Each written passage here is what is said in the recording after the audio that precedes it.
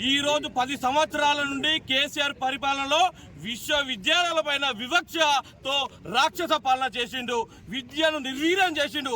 అదే విధంగా ఈ ప్రభుత్వం కూడా కేవలం విశ్వవిద్యాలయాలపైన వివక్ష కొనసాగిస్తుంది.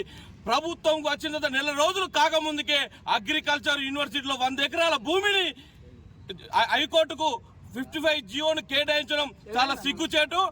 55 జీవోను వెంటనే రద్దు చేయాలి, వెంటనే వెనక్కి తీసుకోవాలని ఏబీపీ డిమాండ్ చేస్తుంది. అంతేకాకుండా జీవో 55 వెంటనే వెనక్కి తీసుకోకపోతే రానున్న రోజులలో రాష్ట్ర వ్యాప్తంగా ఈ ఉద్యమాన్ని తీవ్రతరం చేసి ప్రభుత్వాన్ని మెడలు వంచైనా, సీఎం రేవంత్ మెడలు వంచైనా ఈ యొక్క జీవోని రద్దు చేసి విశ్వవిద్యాలయాలకు నాణ్యమైన విద్యను, విద్యార్థులందరికీ శ్రేష్టమైనటువంటి విద్యను కేటాయించే వరకు ఏబీపీ పోరాడుతుందని తెలియజేస్తున్నాం. ఖబర్దార్ రేవంత్ రెడ్డి, ఖబర్దార్ రేవంత్ రెడ్డి.